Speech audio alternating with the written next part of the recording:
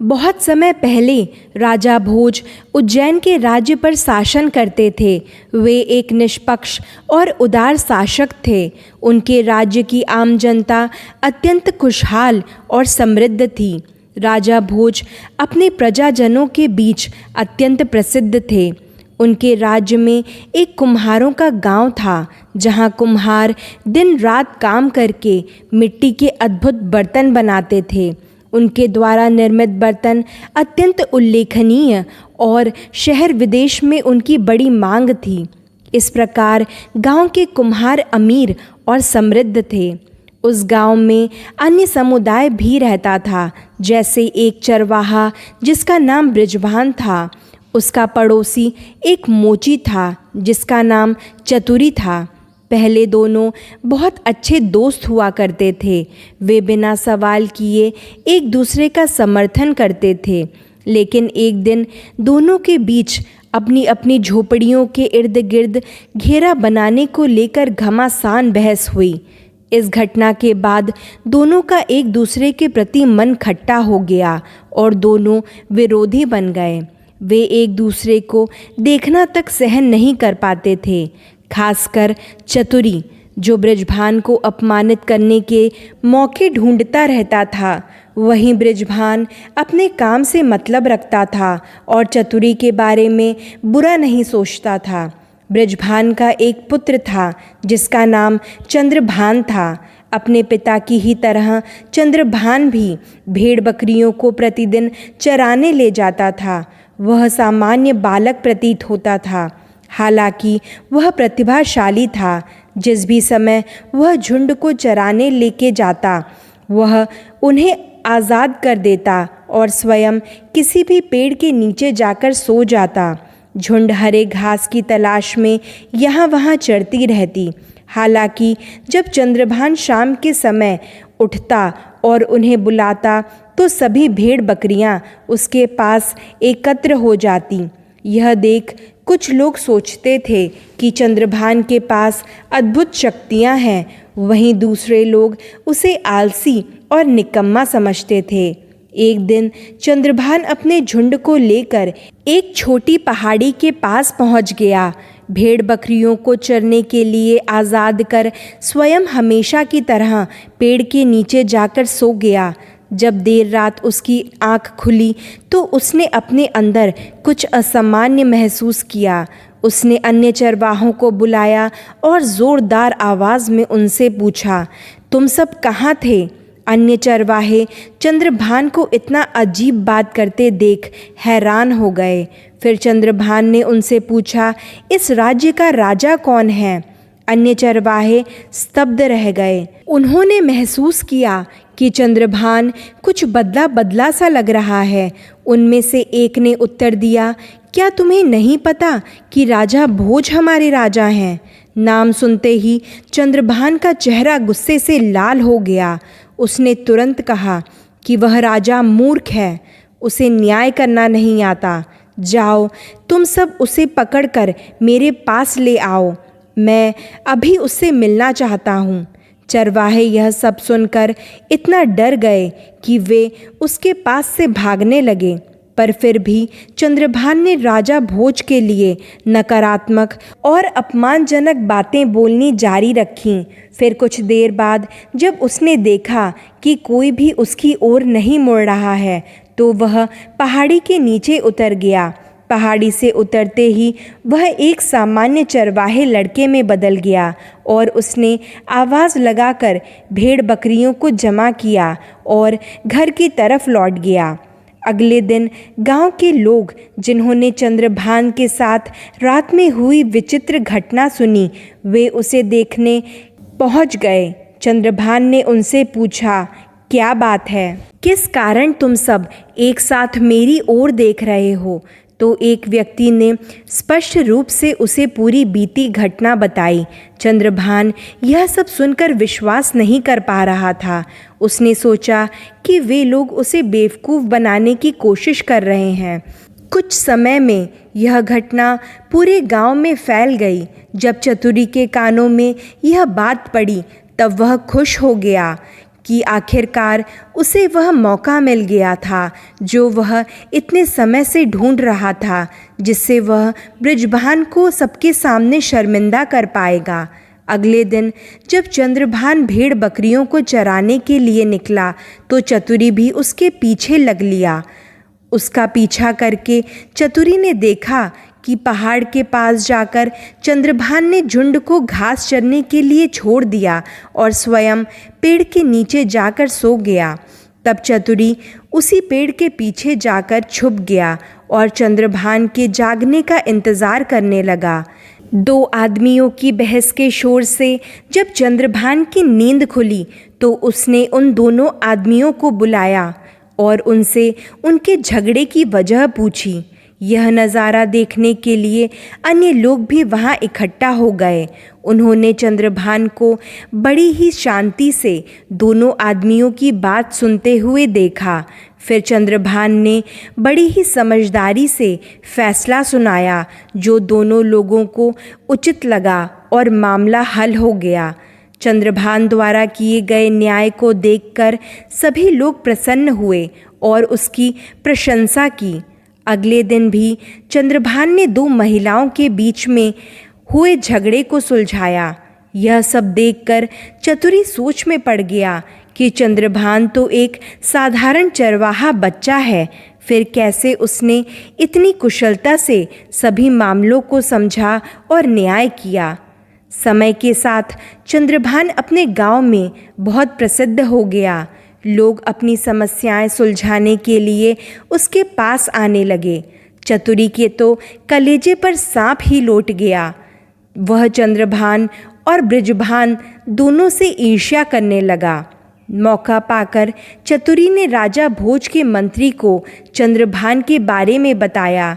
बात की सत्यता को परखने के लिए मंत्री ने स्वयं स्थिति को गहराई से जांचा और जाकर चंद्रभान को लोगों के बीच सुलह करवाते हुए देखकर उसने सोचा कि यह बहुत अच्छी बात है कि राज्य में कोई ऐसा है जो कठिन मुद्दों को सुलझाने के लिए पूर्ण रूप से सुसज्जित है।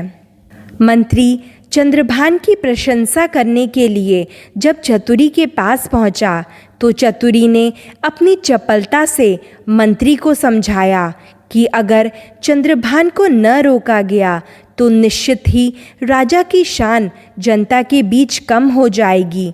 लोगों का राजा के पास न जाकर अपनी समस्या चंद्रभान के पास ले जाना राजा के लिए अपमान की बात है। यह सुनकर मंत्री क्रोधित हो गया और उसने अपने सिपाहियों को चंद्रभान पर नज़र रखने के लिए आदेश दिया। मंत्री ने सिपाहियों को यह सुनिश्चित करने को कहा कि कोई भी न्याय के लिए चंद्रभान के पास न जाने पाए, बल्कि उन्हें राजा के दरबार में लाने का आदेश दिया। तब सिपाहियों ने एक ब्राह्मण, उसकी पत्नी और उसके सहकर्मी को राजा के दरबार में पेश किया। दरबार में ब्राह्मण ने राजा को संबोधित करते हुए कहा, हे महामहिम, मैं जाति से ब्राह्मण हूँ लेकिन पेशे से व्यापारी हूँ। कुछ महीनों पहले मैं व्यापार के लिए दूसरे गांव में गया था। वहां जाने से पहले मैंने अपने सहकर्मी को 3 कीमती मोती दिए ताकि वह मेरे आने तक उन्हें संभाल सके, लेकिन जब मैं वापस आया तो अब वह मुझे वह मोती देने से मना कर रहा है। इस बात पर हम दोनों झगड़ ही रहे थे कि आपके सैनिक हमें पकड़कर यहाँ ले आए। कृपया मेरे साथ न्याय करें। वह मोती मैंने अपने बुढ़ापे के लिए संजो कर रखे थे। राजा ने ब्राह्मण की बात सुनकर उसके सहकर्मी से पूछा कि क्या यह ब्राह्मण सही कह रहा है।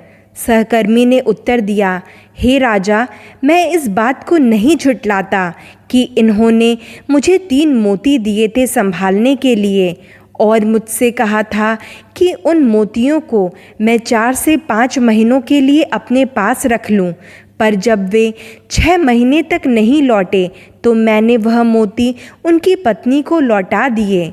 इसीलिए अब मेरे पास वह मोती नहीं है। जब राजा भोज ने ब्राह्मण की पत्नी से पूछा तो उसने कहा, नहीं मेरे राजा, सहकर्मी ने मुझे कुछ भी नहीं दिया। राजा भोज ने उन सब की विनती सुनी और ब्राह्मण के साथी से पूछा, क्या तुम्हारे पास अपनी ईमानदारी साबित करने के लिए कोई गवाह है? तब सहकर्मी ने जवाब दिया, हाँ मेरे राजा, मैंने उन मोतियों को ब्राह्मण की पत्नी को 2 आदमियों के सामने दिया था, वह मेरे गवाह हैं। राजा ने उन 2 व्यक्तियों को बुलवाया। उन दोनों ने ब्राह्मण के सहकर्मी के पक्ष में गवाही दी।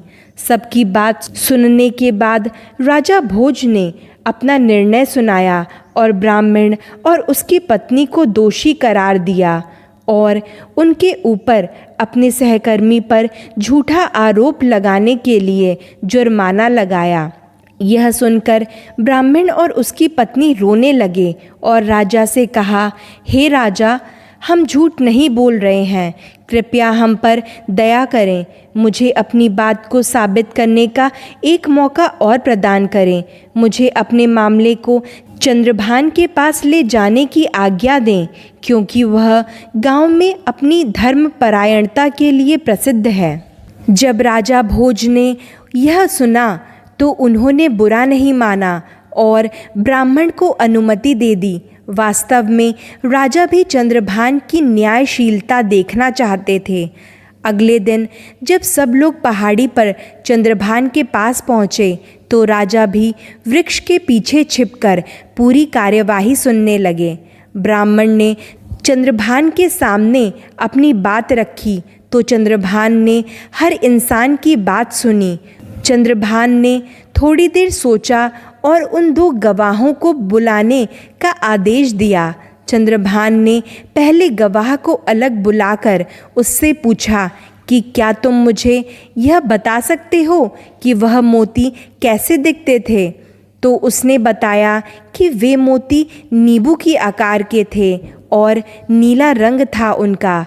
फिर चंद्रभान ने दूसरे गवाह को बुलाया और उससे भी वही सवाल पूछा तो उसने उत्तर दिया, वह मोती मटर की आकार के थे और उनका रंग लाल था। चंद्रभान ने दोनों गवाहों के विपरीत जवाब सुनकर पूरा सत्य जान लिया। फिर उसने ब्राह्मण के सहकर्मी को बुलाकर फटकार लगाई और कहा, धोखेबाज, तुमने दोनों आदमियों को झूठ बोलने के लिए कितने पैसे दिए? तो सहकर्मी डर के कांपने लगा। वह चंद्रभान के पैरों पे गिर गया और अपना गुनाह स्वीकार किया। उसने चंद्रभान से क्षमा मांगी और उन 3 मोतियों को ब्राह्मण को लौटाने का वादा किया। चंद्रभान के न्याय को सुनकर राजा भोज उससे अत्यधिक प्रभावित हुए। वह चंद्रभान के पास जाकर उससे बोले, मैं राजा भोज हूँ, मैं तुम्हारे द्वारा किए न्याय से पूर्णतः सहमत हूँ। उन्होंने उससे पूछा, मुझे आश्चर्य है कि तुम एक नन्हे चरवाहे बालक होते हुए इस कुशलता के साथ जटिल समस्याएं इतनी सरलता से कैसे सुलझा ले रहे हो। चंद्रभान ने राजा के सामने सौम्यता से अपना सिर झुकाते हुए कहा कि मैं जो भी कर पा रहा हूँ वह इस पहाड़ी पर होने की वजह से है। मैं जब भी इस पहाड़ पर आता हूँ तो अपने आप को अत्यधिक निडर और निष्पक्ष पाता हूँ। फिर राजा ने अपने आदमियों को पहाड़ तोड़ने का आदेश दिया। पहाड़ को तोड़ने पर उन्हें एक अद्भुत अत्यधिक दिव्य सिंहासन प्राप्त हुआ जिस पर 32 गुड़ियों की मूर्तियां गुदी हुई थीं। राजा उस सिंहासन को देखकर मंत्रमुग्ध हो गए और सिंहासन को अपने दरबार में ले जाने का निर्णय लिया और फैसला किया कि दरबार की अध्यक्षता वह उस पर बैठकर ही करेंगे। अगले दिन जब दरबार में राजा भोज उस सिंहासन पर बैठे तो अचानक सिंहासन की 32 गुड़ियों में से एक गुड़िया जीवित हो गई और दरबार में उपस्थित हर व्यक्ति चकित रह गया। सिंहासन 32 की आने वाली कहानियों को सुनने के लिए चैनल को लाइक, शेयर और सब्सक्राइब करना न भूलें। धन्यवाद।